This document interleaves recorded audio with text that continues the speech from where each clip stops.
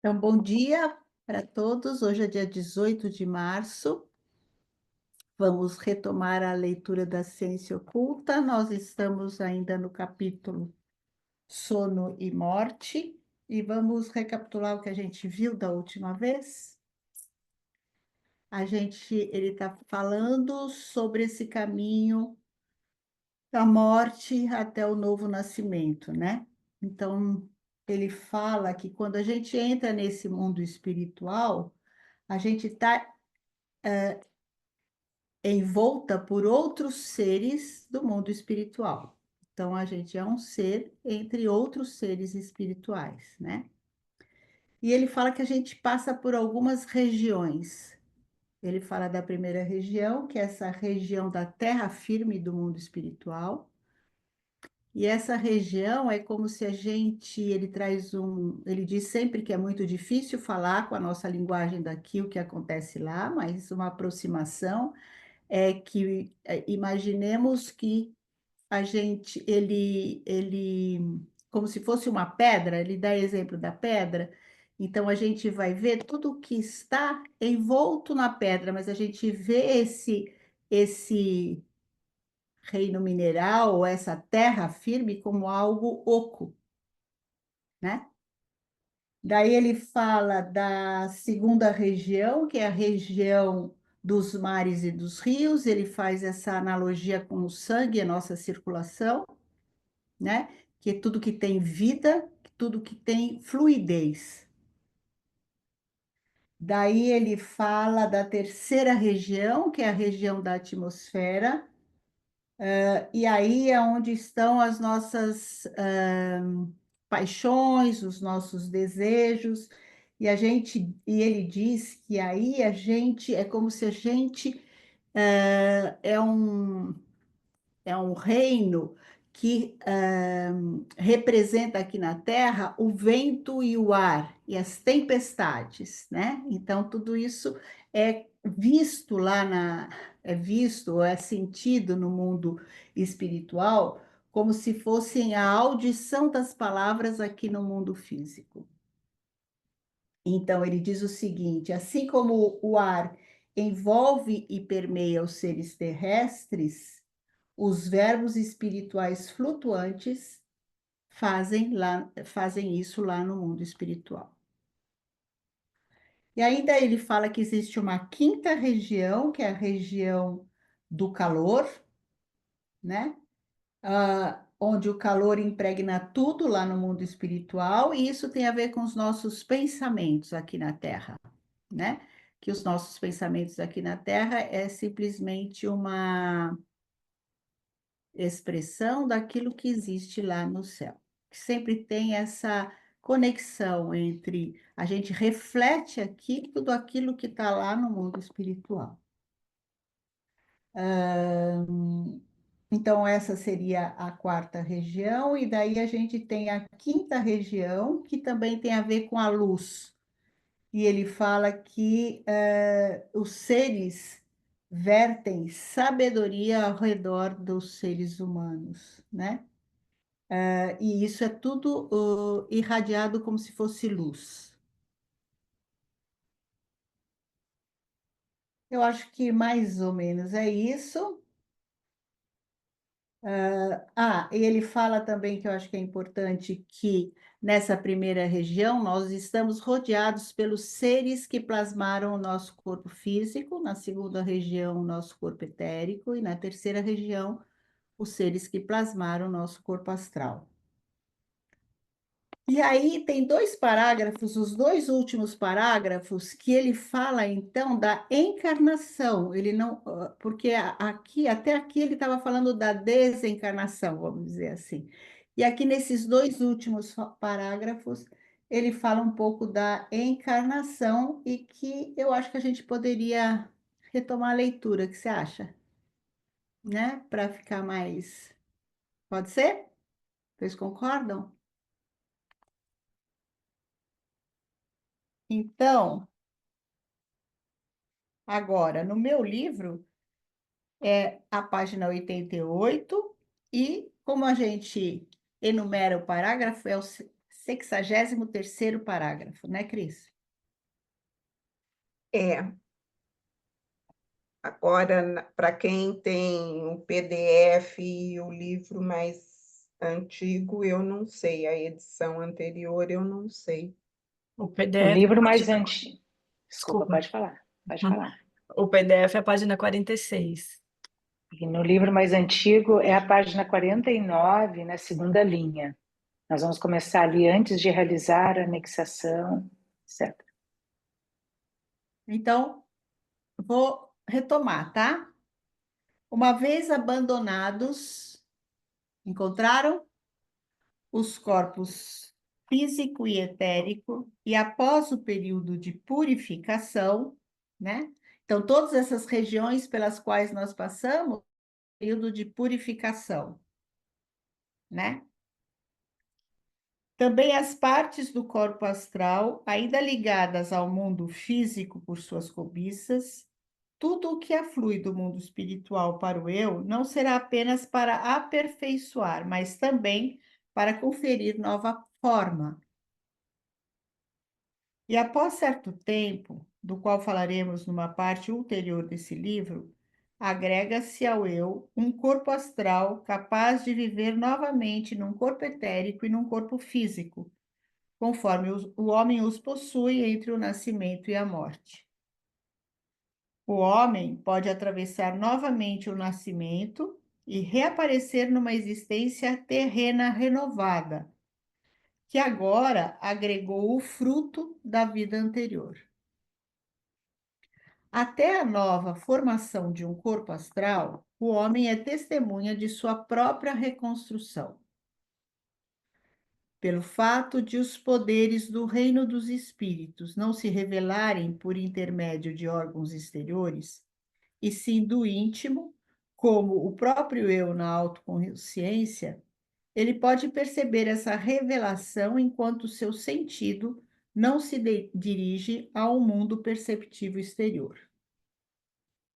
A partir do momento em que o corpo astral é novamente formado, esse sentido se dirige, no entanto, para fora.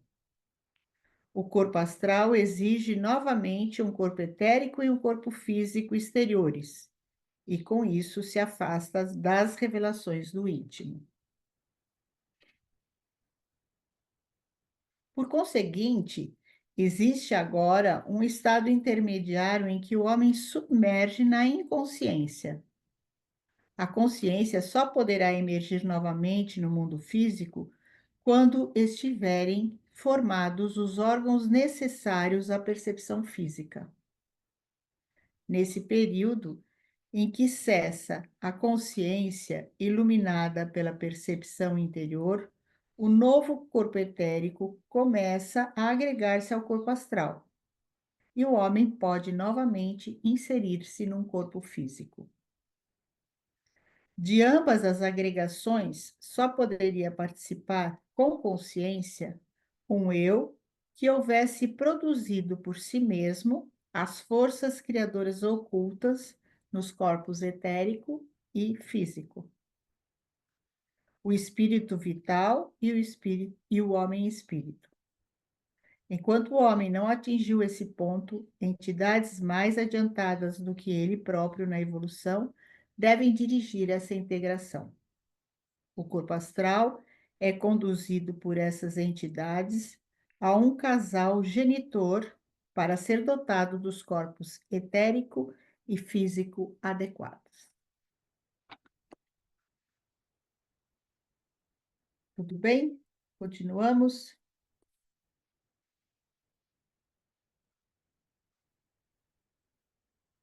Antes de se realizar a integração do corpo etérico, algo extraordinariamente significativo acontece ao ser humano prestes a entrar em uma nova existência física.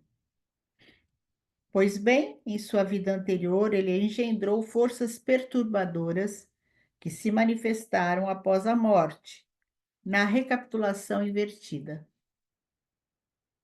Voltemos ao exemplo já citado. Aos 40 anos de sua vida anterior, a pessoa ocasionou um sofrimento a alguém por um impulso de cólera. Após a morte, esse sofrimento do outro veio ao seu encontro como uma força perturbadora do desenvolvimento do próprio eu. E o mesmo acontece com todos os acontecimentos semelhantes da vida anterior. Durante o ingresso na vida física, esses obstáculos à evolução se apresentam novamente diante do eu. Assim como a chegada da morte, uma espécie de panorama recordativo se apresentou diante do eu, surge-lhe agora uma previsão da vida vindoura. O homem vê novamente um quadro que agora lhe mostra todos os obstáculos a serem removidos se ele quiser prosseguir em sua evolução.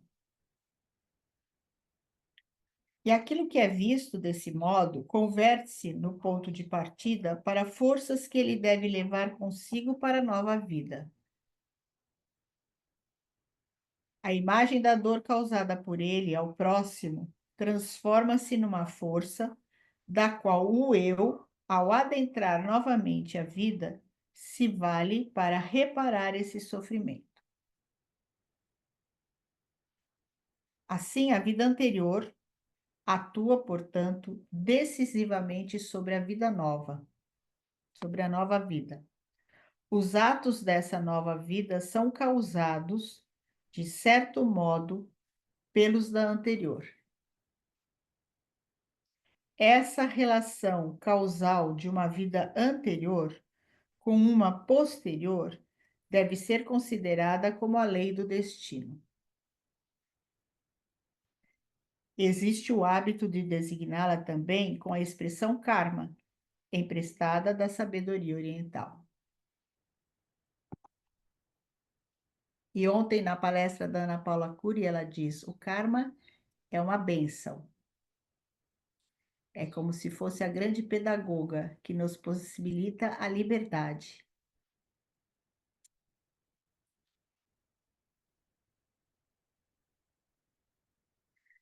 A construção de um novo contexto corpóreo não é, todavia, a única atividade que compete ao homem entre a morte e um novo nascimento. Enquanto essa construção acontece, o homem vive fora do mundo físico. Nesse ínterim, esse último segue sua evolução. Em lapsos de tempo relativamente curtos, a Terra muda sua face. Que aspecto apresentavam há alguns milênios as regiões atualmente ocupadas pela Alemanha? Quando o homem surge numa nova existência terrestre, via de regra, esta não possui mais o mesmo aspecto que na época de sua vida anterior. Durante sua ausência da Terra, houve toda espécie de transformação possível. Ora, nessa transformação da face da Terra, atuam também forças ocultas. Elas atuam do mesmo mundo onde o homem se encontra após a morte. E ele mesmo tem de colaborar nessa reformulação da Terra, só que sob a direção de entidades superiores, enquanto não adquiriu, mediante a geração do espírito vital e do homem espírito, uma clara consciência das relações entre o espiritual e sua expressão no físico. Mas, mesmo assim, contribui para a transformação das condições terrenas. Cabe dizer que no período entre a morte e um novo nascimento, os homens transformam a Terra de maneira tal que as condições terrestres correspondem ao que se desenvolveu neles próprios. Quando observamos um lugar qualquer da Terra em determinada época, e depois de longo tempo, em condição totalmente diversa, as forças que levaram a tal mudança residem nos seres humanos mortos. É desta forma que eles também estão em contato com a Terra entre a morte e um novo nascimento. A consciência suprassensível vê em toda existência física a manifestação de uma realidade espiritual oculta. Para a observação física, as transformações da Terra devem-se à luz solar, às mudanças climáticas e etc. Para a observação suprassensível, no raio luminoso que o Sol envia à planta, palpita a energia dos mortos. Com essa observação, vem a consciência, como almas humanas planam ao redor das plantas, como mudam o solo e coisas semelhantes. Nem só para si mesmo e para o preparo da sua própria nova existência terrestre é que o homem está voltado após a morte. Não. Aí ele é convocado para atuar espiritualmente sobre o mundo exterior, tal como foi convocado para atuar fisicamente na vida entre o nascimento e a morte.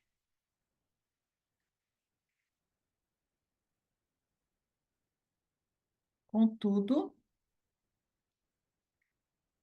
quer falar, Ângela? Eu fiquei um pouco inquieta, porque assim, esse livro não é nada fácil, né? Não. Eu fiquei um pouco inquieta com essa última leitura tua, assim, né? Eu vou ler aqui conforme está aqui, tá? No meu livro. Que a consciência suprassensível vê em toda existência física a manifestação de uma realidade espiritual oculta. Para observação física, as transformações da Terra devem-se à luz solar, às mudanças climáticas, etc. Para observação suprassensível, existe, né? Para observação suprassensível existe, palpitando no raio de luz que o Sol envia à planta, as forças dos homens mortos. Essa observação constata como as almas humanas planam ao redor das plantas, como mudam o solo e têm outras atividades semelhantes. Sim. Vemos, pois, o morto não somente voltando para si mesmo e para o preparo da sua nova existência terrestre, mas também chamado a atuar espiritualmente sobre o mundo exterior, tal como fez fisicamente no período entre o nascimento e morte. A minha inquietação é assim, né? Que, assim, as mudanças climáticas estão para além do que nós estamos fazendo aqui? Essa é a primeira pergunta. Quer dizer, não é só o que eu aqui nessa existência, nós, né? Juntos estamos fazendo. Mas eu entendi que há um atuar também do campo espiritual. Sim. Eu também entendo isso, que existe essa conexão entre o mundo espiritual e o mundo terrestre. Aquilo Uhum. que a gente faz aqui reverbera lá, E o que está lá vem para cá também, coisifica ou fisifica aqui. exatamente. É assim que eu entendo também. E os mortos não só vão fazer essa purificação da própria individualidade, mas eles também estão atuando no mundo físico, a partir daquilo que eles fizeram aqui na Terra, que nós, né? Que nós, Sim, eles é porque eles estão lá agora e nós estamos, é, teoricamente, nós estamos aqui, né? exatamente. Mas sim, como consciência nós estamos aqui. Porque eu fico pensando assim, sabe, meninas, o quanto a nível de consciência que eu vivo aqui, eu vou continuar emanando lá, né? Me parece, né? Porque eu vou passar por um período onde eu vou sentir, dizer assim, o meu eu maior vai sentir os impactos que eu causei aqui. E essa reverberação, me parece, vai continuar emanando Na para o Terra. físico aqui. Então, a importância que tem, né? Porque me parece assim que a dificuldade que nós estamos vivendo também nas questões climáticas, que a rigor poderíamos ter um apoio do mundo espiritual, se esse mundo espiritual está composto por pessoas que já saíram daqui altamente destrutivas, ou sem essa consciência, né, dessa vida integrada, o quanto realmente está sendo visto, né, de uma agudização das questões climáticas. Não sei se faz sentido para vocês. Sim, sim, eu acho que é por aí mesmo. Eu acho que a nossa responsabilidade é extremamente grande, né? Em relação à evolução do planeta, inclusive, da humanidade como um todo, né? Lisa, Oi, bom dia. Eliana, eu fiquei pensando aqui agora, aí com a fala da Ângela também,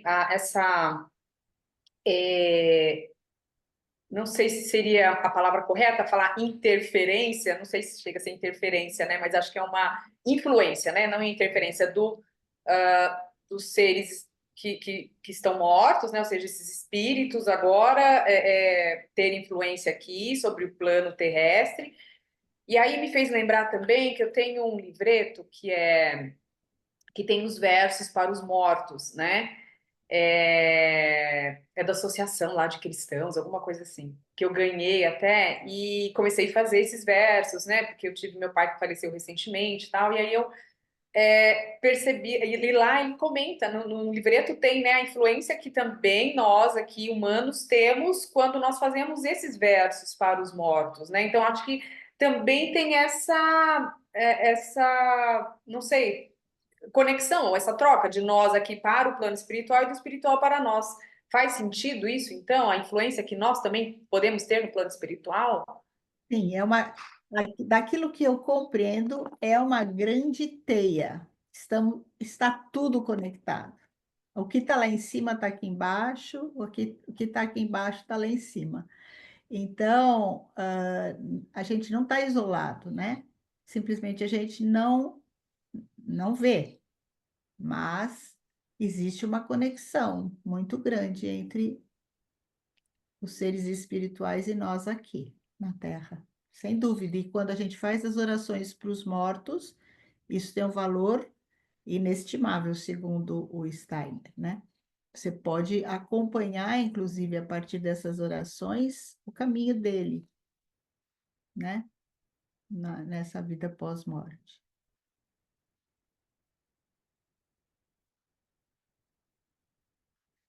Vamos continuar mais um pouquinho?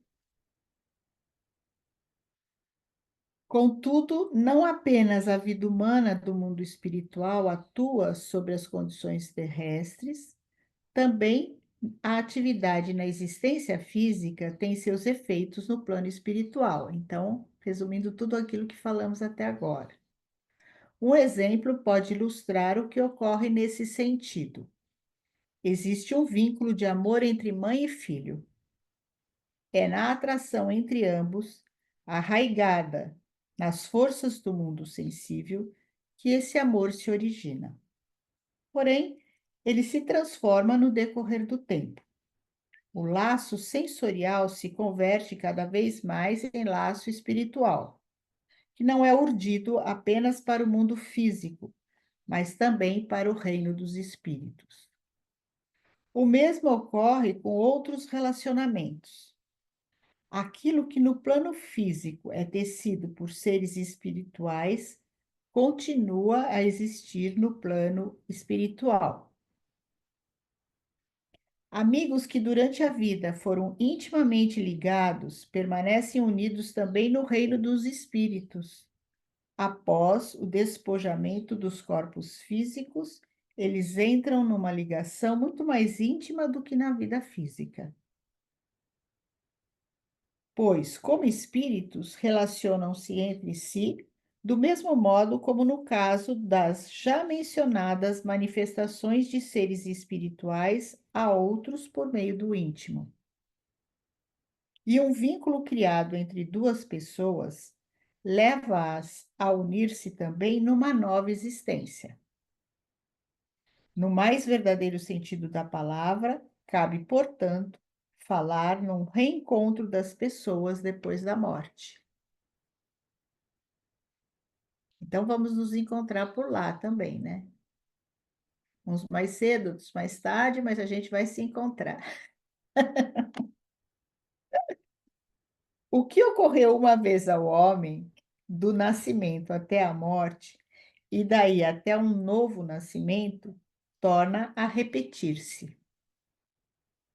O homem retorna sempre à Terra quando o fruto adquirido numa existência física atingiu o amadurecimento no plano espiritual. Contudo, não existe uma repetição sem começo e fim. Originalmente, o homem passou de formas existenciais diferentes para aquelas que transcorrem, conforme descrevemos, e passará ainda a outras no futuro. A visão global dessas transições se apresentará quando, a seguir, descrevermos, no sentido da consciência suprassensível, a evolução do universo em sua relação com o homem. Naturalmente, os processos entre a morte e um novo nascimento são, para a observação sensorial exterior, ainda mais ocultos do que a realidade espiritual subjacente à existência manifestada entre o nascimento e a morte. Essa observação sensorial só pode ver os efeitos dessa parte do mundo oculto quando estes se manifestam na existência física.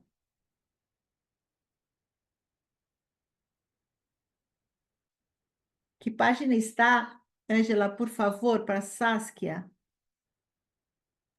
51. Estamos daí no segundo parágrafo, 1, 2, 3, 4, na quinta linha. Cabe-lhe indagar se o homem que ingressa na vida pelo nascimento traz consigo algo do que o conhecimento suprassensível descreve dos processos entre uma morte anterior e o nascimento. Se alguém encontra um caracol sem que nada se note do respectivo animal, nem por isso deixará de reconhecer que essa casca se formou pela atividade de um animal, e não poderá acreditar que a concha tenha sido configurada por forças meramente físicas. Do mesmo modo, quem observar o homem na vida e encontrar algo que não possa provir dessa vida, poderá admitir racionalmente a origem de tal fato no âmbito descrito pela ciência do suprassensível, desde que, com isso, uma luz esclarecedora incida sobre o que, do contrário, é inexplicável. Assim também aí, a observação sensorial e intelectual poderia admitir as causas invisíveis com base em seus efeitos visíveis. E a quem contemplar a vida sem preconceitos, a cada nova observação, isso também se evidenciará cada vez mais como sendo correto. Trata-se apenas de encontrar o ponto de vista correto para observar os efeitos na vida. Onde estariam, por exemplo, os efeitos do que o conhecimento suprassensível descreve como processos do período de purificação? Como se manifesta o efeito das vivências que, segundo a pesquisa espiritual, o homem deve ter no plano espiritual após esse período? Enigma se impõe em escala suficiente a toda observação séria e profunda da existência nesse campo. Vê-se, de um lado, uma pessoa nascida na miséria e penúria, dotada com mínimas capacidades, de modo que as condições de seu nascimento parecem predestiná-la a uma existência paupérrima. Já outra é cuidada, desde o primeiro momento de sua existência, por mãos e coração carinhosos. Nela desabrocham brilhantes faculdades, preparando-a para uma vida fecunda e satisfatória. Duas opiniões antagônicas podem vigorar diante de tais questões. Uma delas se apegará ao que os sentidos percebem e ao entendimento intelectual correspondente. No fato de uma pessoa ter nascido na felicidade e outra na infelicidade, essa opinião não vê problema algum. E mesmo não desejando recorrer à palavra acaso, não cogitará em admitir a existência de uma lei condicionante das causas para tal. Quanto às predisposições e aptidões, essa mentalidade considerará apenas o que se herdou dos pais, avós e outros antepassados. Ela se recusará a procurar as causas em processos espirituais que a própria pessoa tem atravessado antes do seu nascimento, independentemente da linha hereditária de seus antepassados, e por cujo intermédio tenha modelado suas predisposições e aptidões.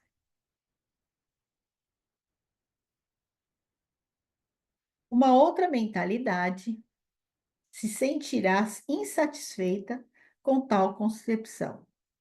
Ela dirá: tampouco no mundo manifesto ocorre, em determinado lugar ou ambiente, algo sem que se devesse pressupor causas para a ocorrência. Mesmo que em muitos casos os homens ainda não as tenham pesquisado, essas causas existem. Uma flor alpina não cresce na planície. Em sua natureza existe algo que a liga à região dos Alpes. Da mesma forma, num ser humano, deve haver algo que o faz nascer em determinado ambiente. Motivos que repousam apenas no mundo físico não vêm ao caso. Para o profundo pensador, é como se o fato de alguém golpear um outro devesse ser explicado não pelo sentimento do primeiro, mas pelo mecanismo físico de sua mão. Igualmente insatisfeita deve mostrar-se essa mentalidade com qualquer explicação para dons e aptidões a partir da simples hereditariedade.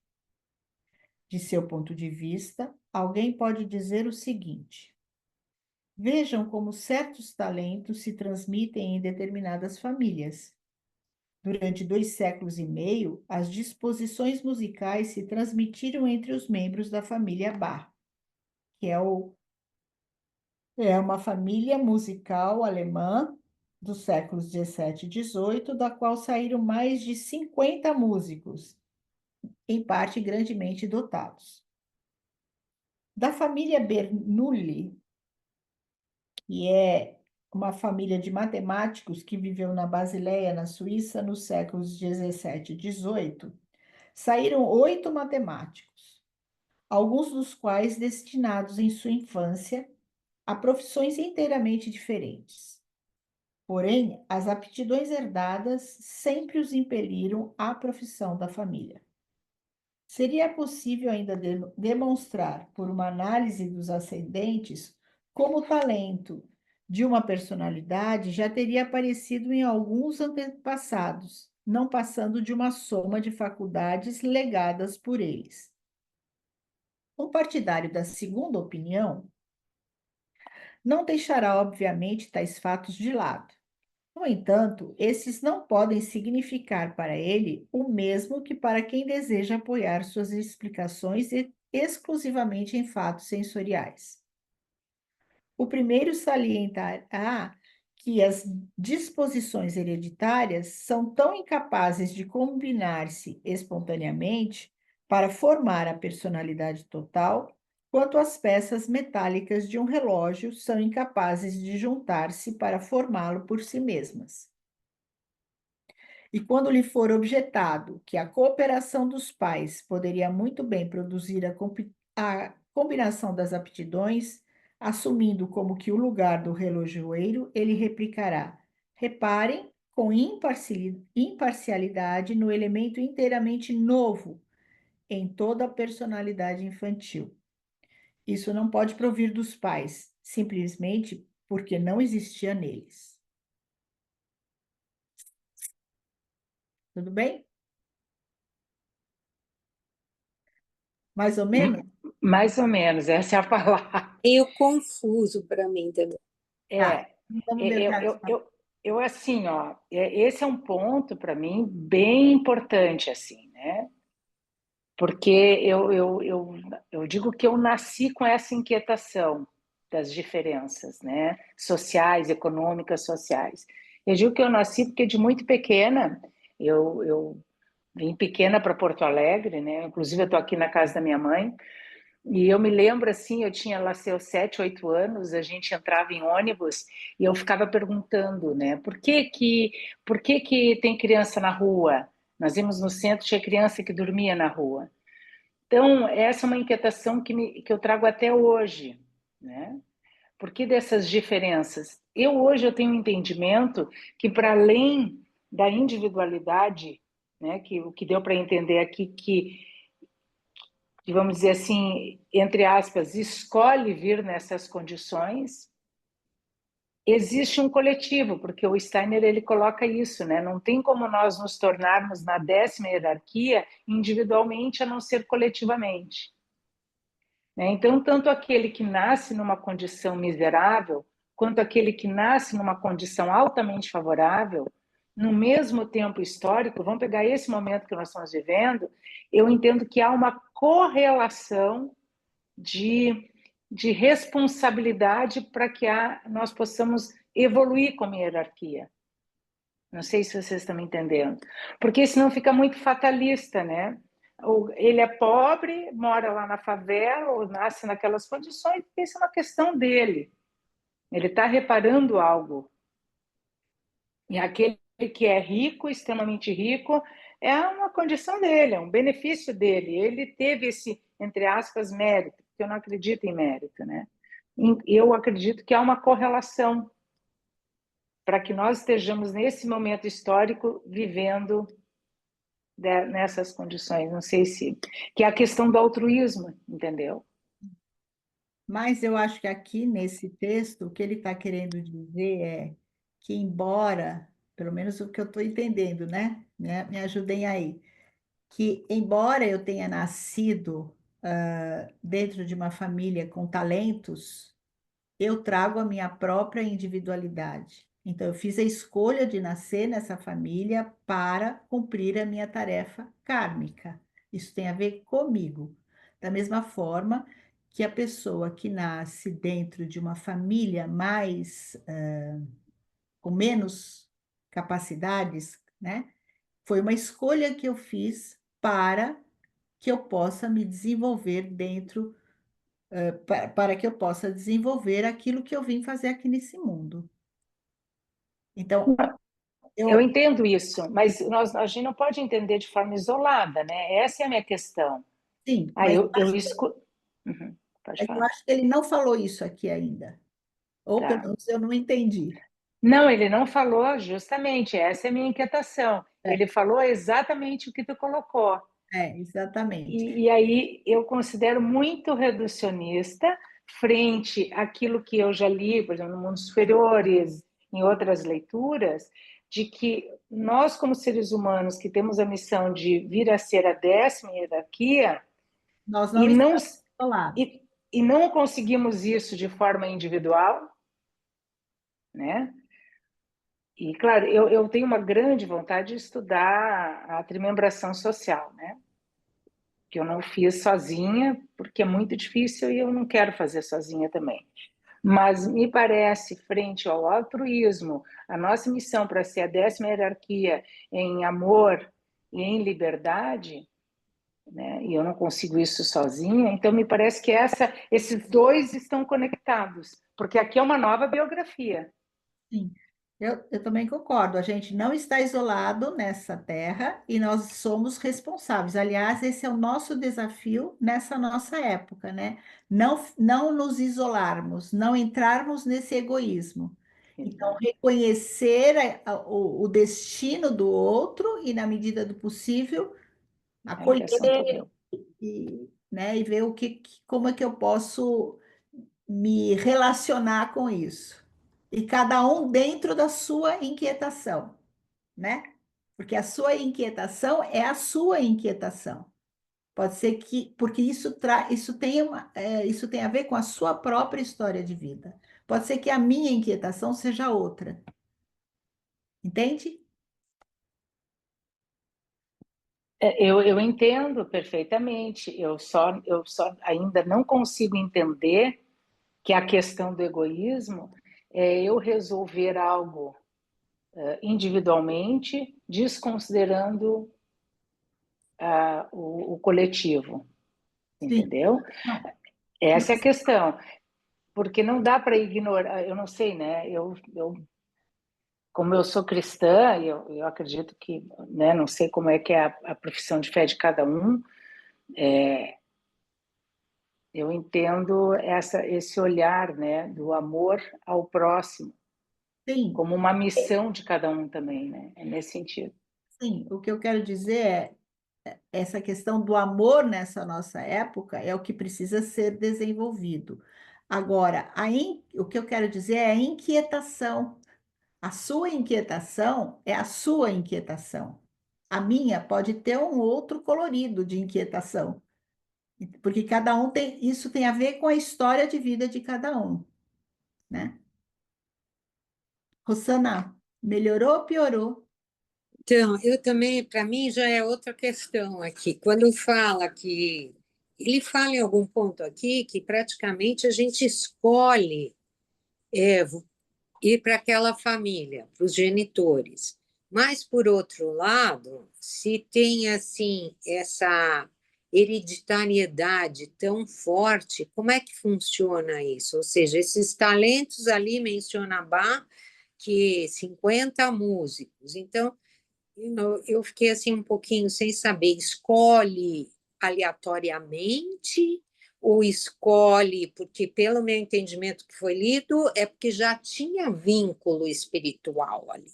Por isso que, então, Sim. ficou meio dúbio para mim.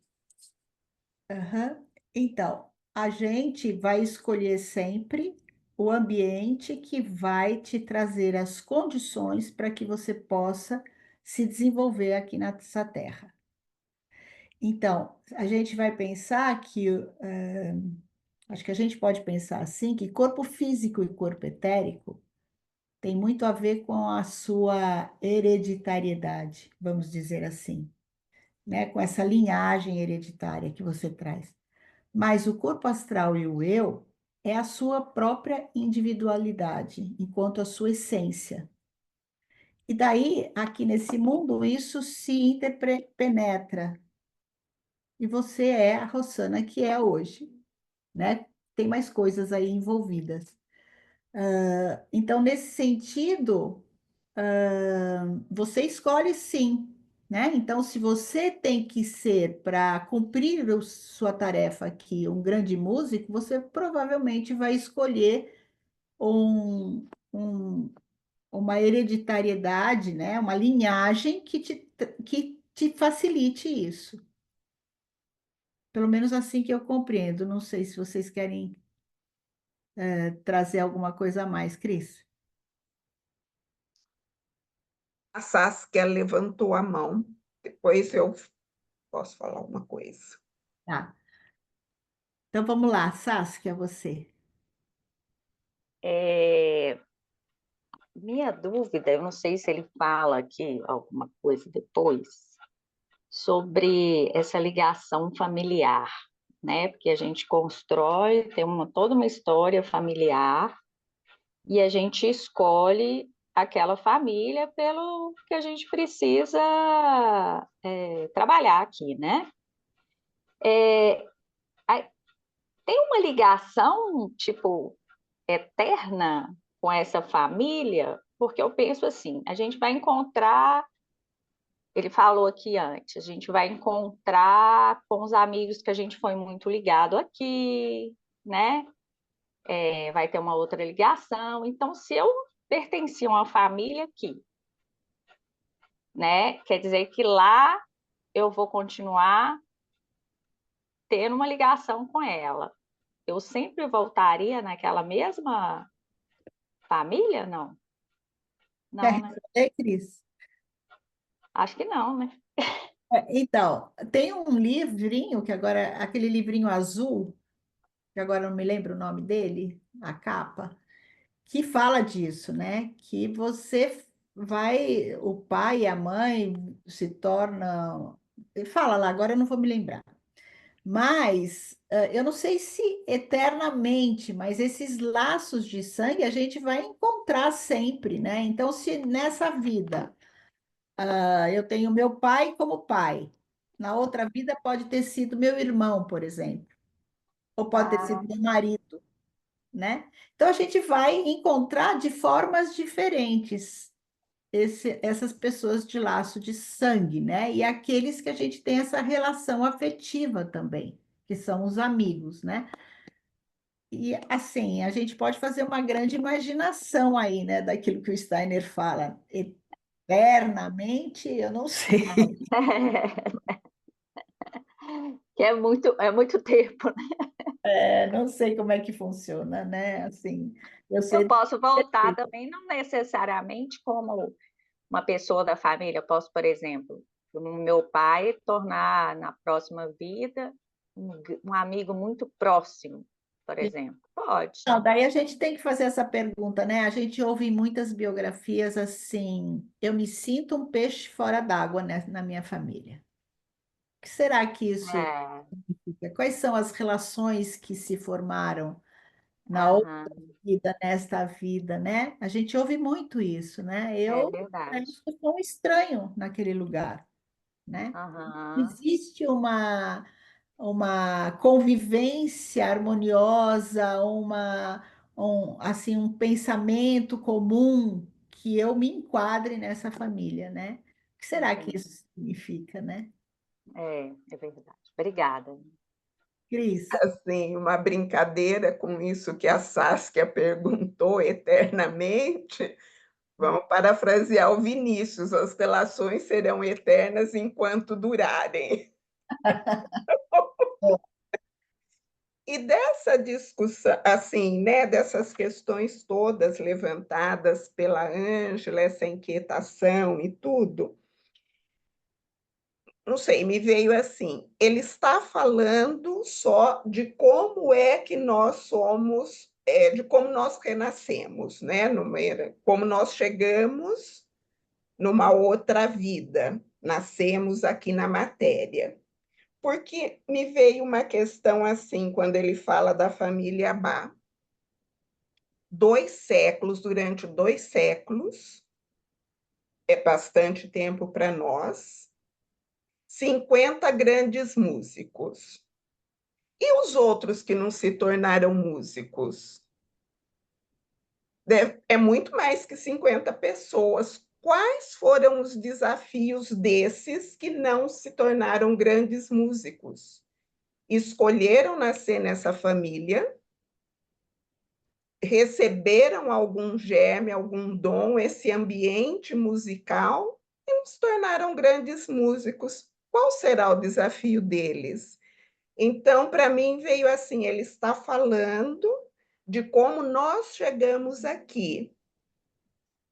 E daí, a partir da nossa individualidade, do nosso ambiente, talvez das inquietações que vão se formar, é que nós vamos atuar no mundo e para o social. Não sei se ficou claro, mas foi o que me veio assim disso aqui. Então, acho que ele ainda não entrou nessa questão da relação com o mundo diretamente. Ele está começando assim, começando do início, é o indivíduo, e do indivíduo existe o mundo, e daí como é que eu vou tecer isso tudo? Sei, foi o que me veio. Muito Faz sentido. bem. Cris, tudo bom? Bom dia. Eu acho que esses outros familiares dos 50, no seu exemplo dos 50 músicos, são os que vão dizer que são os peixes fora d'água, né? Essa é a realidade. Eles têm a existência, têm os laços, escolheram nascer nessa família, mas não tiveram o mesmo destino que marcante, mas com certeza são biografias interessantes também por outros, até para romper com isso, né? Que a gente sabe o quanto é difícil romper quando vem essa coisa forte na família de algum dom ou querer mais forte, mais coletivo, assim. Tudo é possível, né? Tem muita coisa aí que a gente não, eu, né? Não abarca. Eu só queria falar assim para a Fabiola, quer dizer, para todas, né? Que eu considero forte dizer são peixes fora d'água. Eu penso que não, porque a musicalidade desses 50 é aquilo que aos olhos, né, todos reconhecem. Mas quantas outras questões, né, podem ser comum para além da musicalidade? Então, não necessariamente uma família, um peixe fora d'água. É que destas biografias a gente sabe esse aspecto.